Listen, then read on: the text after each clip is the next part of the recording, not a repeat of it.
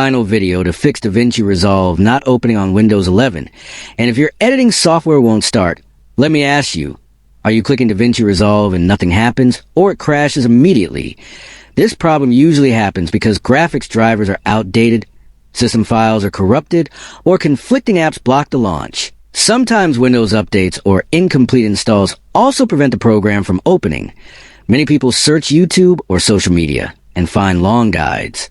With risky reinstalls, complicated registry tweaks, or confusing steps that feel impossible to follow, most of those fixes waste time and still don't solve the problem. But on Rexis, I focus on simple and reliable solutions. Now here's my secret easy trick. Instead of reinstalling everything blindly, we fix the exact graphics or system link that stops DaVinci Resolve from opening. This works because it restores proper communication between Windows 11 and the app. The method is safe, fast, and works on all setups once you apply it. DaVinci Resolve launches instantly, works normally, and your editing workflow returns to normal.